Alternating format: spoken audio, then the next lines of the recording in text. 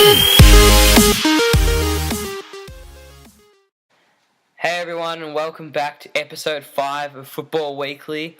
Today we have a lot of hot discussion topics, including the Champions League results from midweek, as well as the FIFA Ultimate Team price range update.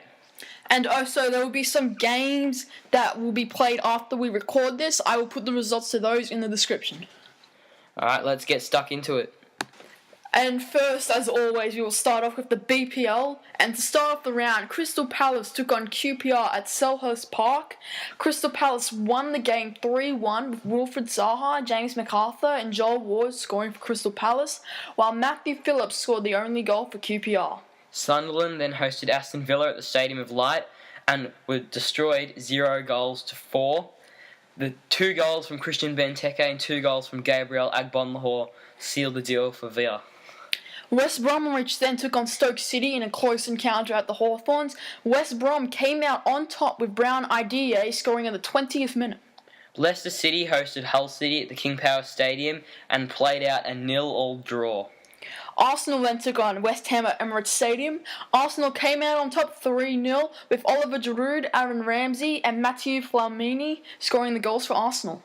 Burnley upset Manchester City at the Turf Moor 1-0. It was a goal from George Boyd in the 61st minute, which won the game. Chelsea then took on Southampton at the Stamford Bridge. The game ended 1-1 and Chelsea failed to get extra points up on Manchester City, with Diego Costa and Dusan Tadic scoring the goals. Manchester United beat Tottenham at Old Trafford 3-0. Goals from Marouane Fellaini in the 9th minute, Michael Carrick in the 19th and Wayne Rooney in the 34th. Everton then took on Newcastle at Goodison Park. The game ended 3-0 in Everton's favour, with James McCarthy, Romelu Lukaku and Ross Barkley scoring for Everton. The Swansea-Liverpool game will be in the description. Next, we're on to the La Liga results. First up, we have Valencia hosting Deportivo at the Estadio Mestalla. It was a 2-0 victory for the hosts, with Daniel Pereira's penalty and Francisco Alcácer scoring the goals. Espanyol then took on Atletico Madrid and the game ended 0-0. Eibar hosted Barcelona and Barca got back on the winning sheets 2-0. Lionel Messi's double. Rayo Vallecano then took on Granada. Rayo Vallecano came out on top 3-1 with Alberto Bueno and Adrian Embarca scoring the goals for Rayo, while John Cordoba scored for Granada. Celta Vigo then hosted Atletico Bilbao. Jocelyn Lavery scored for the host, while Aritz Duriz scored a penalty in the 17th minute, and Mikel San Jose scored also in the first half to get Bilbao the win. Almeria then took on Villarreal. The game ended 0-0. Malaga hosted Cordoba at the Estadio La Roselda. Wanmi scored in the 48th minute, and Norton Amrabat scored in the 84th. Sevilla then took on Elche, and the game ended 3-0 to Sevilla, with Carlos Bacca scoring 2 goals and Kevin Gamirio scoring 1. Real Madrid hosted Levante at the Santiago Bernabeu and won 2-0. Gareth Bale scored both the goals in the first half. Now onto the Bundesliga, and Bayer Leverkusen took on Stuttgart at the Bay Arena to open the round. Bayer Leverkusen won the game 4-0, with Wendell, Josip Dermich and Karim Belabi scoring the goals for Bayer. Eintracht Frankfurt hosted Paderborn at the Commerzbank Arena. The host came out on top 4-0. Alexander Meyer scored 1 goal, Mark Stentara scored, Stefan Eiger and Nelson Hado Valdez. Werder Bremen took on Bayern Munich at the Weser Stadion. Bayern Munich came out on top 4-0, yet again smashing another team, with Thomas Muller, David Alaba and Robert Lewandowski scoring the goals for Bayern Munich. Hertha Berlin and Schalke played out a 2-2 draw at the Olympia Stadion. Anis Benhatria and Genki Haraguchi scored for Hertha. Leroy Sané and Joel Matip scored for Schalke. Hoffenheim then took on Hamburg SC. The game ended 3-0 in Hoffenheim's favour, with Eugen Polanski scoring 2 goals and Sebastian Rudy scoring a goal. Augsburg hosted Mainz at the SGL Arena. The away side came out on top 2-0, with Shinji Okazaki and Jarchol Ku scoring for Mainz. Borussia Dortmund took on FC Köln, and the game ended 0-0. Wolfsburg hosted Freiburg. The game ended 3-0 with goals from Kevin De Bruyne, Ricardo Rodriguez and Maximilian Arnold. Borussia Mönchengladbach took on Hannover 96 at Borussia Park. The game ended 2-0 in Mönchengladbach's favour, with Patrick Herrmann scoring 2 goals. Now on to our Serie A and Liga discussion. Now on to the Serie A. Palermo took on Juventus at the Stadio Renzo Barbera. The game ended 1-0 to Juventus, with Alvaro Mortara scoring in the 70th minute. Hellas Verona then took on Napoli at the Stadio M.A. Bentegodi. The game ended 2-0 to Hellas Verona, upsetting Napoli, with Lucas Toni scoring both goals. Inter then took on Cesena at the Giuseppe Meazza. The game ended 1-1, with Rodrigo Palacio and Georgi Defril scoring the goals. Now, in the Liga, Monaco hosted Bastia at the Stade Louis II. The game did 3-0 to the host, with Anthony Martial scoring 2 goals and Matthias Cavallo scoring 1. Bordeaux upset PSG at the Stade Chaban Delmas. It was 3-2. Lamine Sane, Wabi Kazri and Diego Roland scored for the host, while Zlatan Ibrahimovic scored 2 goals for PSG. Marseille and Lyon played out a 0-0 draw at the Stade Velodrome. Now we have our league tables discussion. In the Barclays Premier League, Chelsea moved 1 extra point clear of Manchester City after City dropped points against Burnley, who are down in the relegation zone, and Tottenham had their chances of finishing in the top 5 have taken a decent blow after they lost convincingly to Manchester United. What are your thoughts, Matt? Well, Manchester United, that was a big win for them, because right now they are 5 points clear of Liverpool, but Liverpool do have a game in hand. So, they're versing some big teams still, and they're playing Liverpool next week, actually. Yeah, and so that's going to be a massive game. It's really, if Man U had to win that, then they've kind of cemented a good, healthy lead for the top 4, while if Liverpool win that, then the heat is on. Yeah. And down in the relegation zone, it's still our 3 teams who came up to the Premier League this season. Sunderland is currently sitting in 17th place. They have to start performing if they want to avoid the drop, especially with Burnley's form. Yeah, Burnley are given an extra big boost after beating Manchester City. So they're going to be on form, you know that. They're going to get another win on the board. Yeah. And that will really pose some threat to Sunderland. And now with Aston Villa finding some form as well, yeah, Sunderland are in deep worries of their place in the Barclays Premier League. Yeah, that's true. Now onto the La Liga, and Barcelona are still 1 point clear of Real Madrid after they both succeeded in winning their games this week. And Valencia have moved up into 3rd in that Champions League spot after they overtook Atletico Madrid. Yeah, so not much has changed at the bottom, but those changes at the top, Valencia going over Atletico, that's really big, especially with only about 10 games to go. That could really be crucial for Valencia, and Atletico Madrid have to lift. Yeah, they really have to lift right now if they want to play Champions League next season. Yeah. And, it's just going to put increasing pressure on their team and also on their Champions League performance coming up, because they really want to make Champions League again. Yeah, that's got to be an aim for Atletico Madrid. I mean, when they have been performing really well in the Champions League over the last year or two, so they need to keep their spot. Yeah, and that's basically all that's really happened this week in the La Liga. So I guess we'll move on to the Bundesliga then. Yep. So in the Bundesliga, not much has changed at all. In fact, the top 5 are pretty much the same as they were last week. Munich and Wolfsburg really pushing ahead as they both continue their winning streak. In 10th place is still Borussia Dortmund after they drew 0-0. They need to lift. They had a few games where they played well, but they're starting to drop off again, and that could be bad news for them. Yeah, it really could, because coming off that great form after Christmas, they want to get Europa League. They want to compete in Europe because they've been forced to be reckoned with in European competitions over the past couple of years. So, with their form dropping off again, that's really a goal for them. Especially when they're still in the Champions League for this season. So, in my view, the only way they are going to stay in the Champions League is if they win the Champions League. So, they got to perform. Yeah, and that's pretty much all that's happened in the Bundesliga. Yep. So moving on to Serie A. So in the Serie A, about half the teams still have an extra game to play because their fixture does not line up with our recording. And the only real news is that Inter Milan have moved up 2 or 3 spots, but all the teams below them that they went over still have that extra game to play, so they probably won't hold that spot. Parma, Matt, Yeah. how are they going? Well, they haven't really played much, so they're still sitting down 20th on 9 points after 25 games, which is, like we said in the past, abysmal, whatever the word is. Yeah, that's just terrible. Yeah.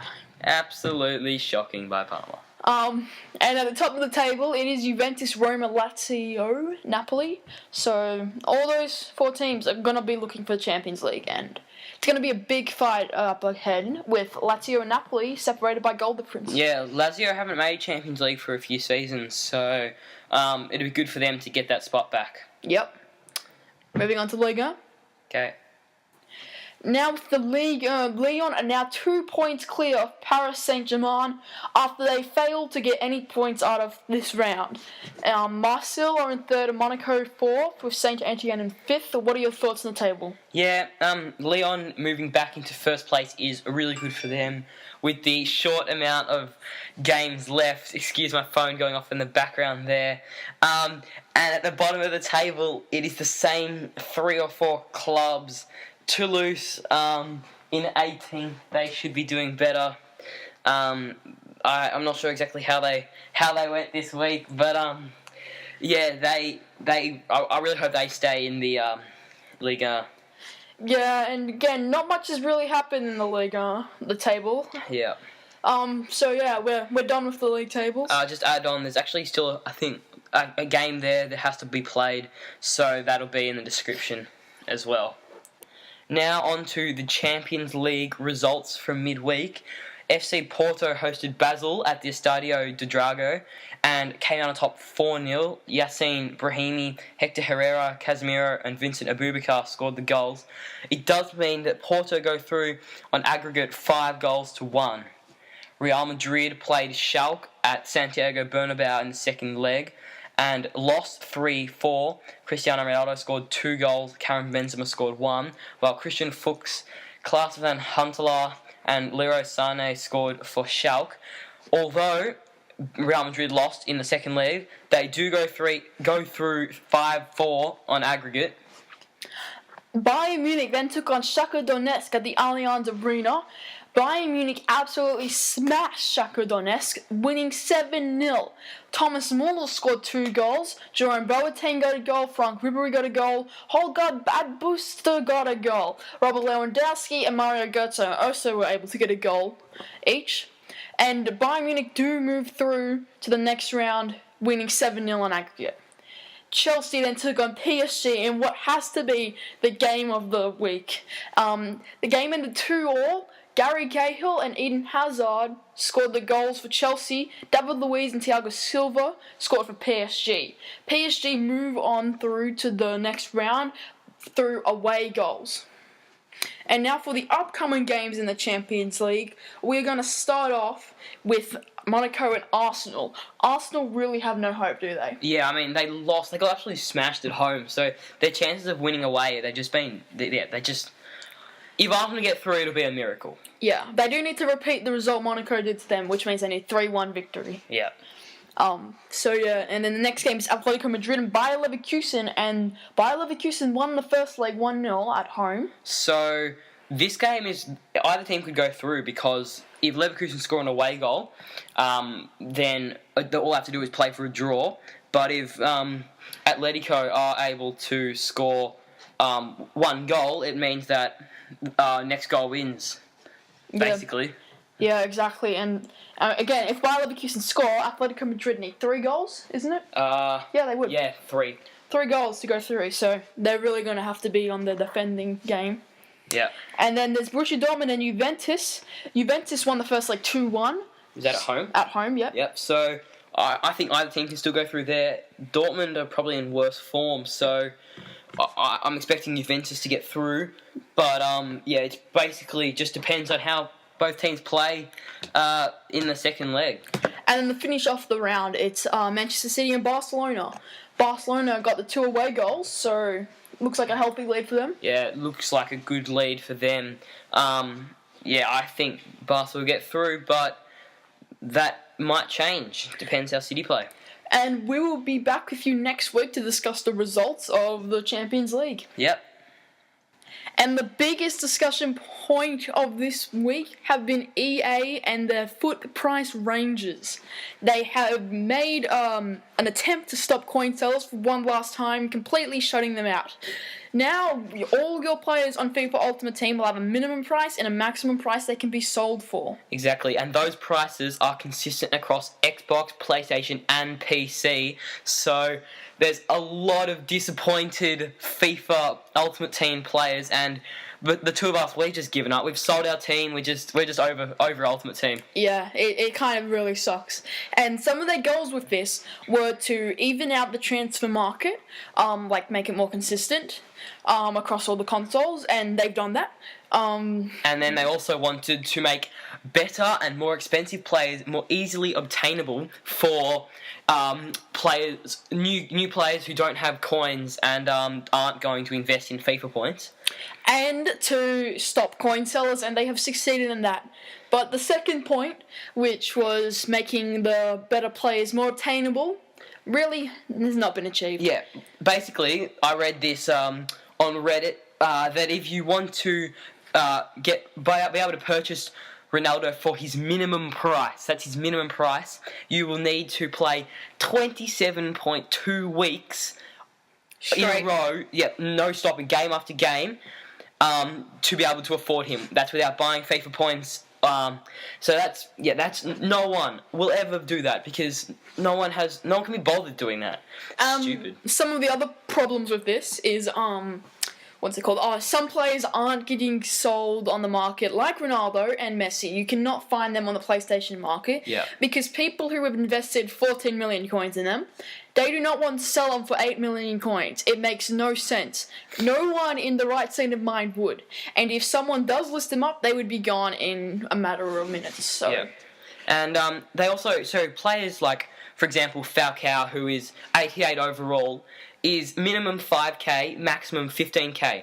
And then there's silver players like Luis Muriel, who's 15 overall, worse than Falcao, but sells for maximum 60k or 70k or something ridiculous like that. That's not even evening out the market. But they have kept in consideration the current prices of the players, but they haven't really done that so well because my Hazard dropped down a bunch of money. Yeah, I lost tons of money as well, and it's horrible. Some players really you can't sell. No one buys them. Poor by EA. No one buys some players. Yeah, I know. I was trying to sell players, and I've still got players I'm trying to sell because I want coins so I can open packs at team season. But no one wants to buy them because they're losing money. Yeah, the price is just a ruin to FIFA, and if everyone could do us a favour and not buy FIFA points, so EA changed this update back to its normal state. That would be great. Yep. So now we are going to move on to some transfer news. So in this week's transfer news, first up we have Gareth Bale to Manchester United. Carlo Ancelotti fuels rumours of a summer exit for the Welsh winger, as he says Bale is unhappy with what he is doing at Madrid. United are believed to be preparing an £80 million bid. Our next piece of news is Bastian Schweinsteiger to Man U or Chelsea. Chelsea FC and Manchester United have been put on red alert after Bastian Schweinsteiger admitted that there is no hurry to sign a new contract to Bayern Munich. Now we have Radamel Falcao to Juventus. Juventus are maybe going to offer the Manchester United flop an escape route once his loan spell expires. The Colombian joined on a season-long loan from AS Monaco and costs United £265,000 a week, mainly sitting on the bench. Manchester United make Ronaldo contact. Manchester United have made the first move over a potential summer transfer for Cristiano Ronaldo. The Red Devils have contacted his agent, Jorge Mendes, over a possible £85 million bid. Will this ever happen? Maybe. Mario Mandzukic to Arsenal. Arsene Wenger preparing a summer move for the Atletico Madrid striker to replace his misfiring strike duo of Olivier Giroud and Danny Welbeck. The Croatian moved to Spain from Bayern Munich last summer and has scored 20 goals in 32 appearances. He's valued at £16 million. So unfortunately, because the round hasn't finished yet, we don't have goals and saves of the week for this week. Although we will put a link to the Fox Sports website, the video section, where they do have some goals and saves of the week if you want to check them out. We'll put that in the description, and we hopefully will have this segment back for next week. And now we are on to the team of the week. And starting off in goalkeeper is Foster for Southampton after he played a great performance against Chelsea, keeping them to a 1-1 draw. At left back we have Wendell from Bayer Leverkusen, who scored a goal and grabbed an assist playing as a left back in Leverkusen's 4-0 win. It was also a man of the match performance. Now we have Thiago Silva at centre back, and he had a great Champions League performance, scoring the winning goal that put PSG through to the next round. As our other centre back, we have LAZIO from Benfica, who just played an outstanding game for Benfica. He played just such a great game. So that's why he's in the team. And we've got Ricardo Vazte at right back. He came off the bench in the Super League to score 2 goals and grab an assist as well. And our first centre mid is Aaron Ramsey from Arsenal after he got a goal and assist in a crucial 3-0 win for the club. Then we have Polanski from Hoffenheim as our second central midfielder. He scored and 2 goals, I think, and he's been in great form for Hoffenheim. Then we also have Eremenko from CSKA Moscow. He also in great goal-scoring form in the Russian league. And our strike force, we have Gareth Bale for Real Madrid. He scored 2 goals in a crucial win for Real Madrid, keeping their title hopes alive.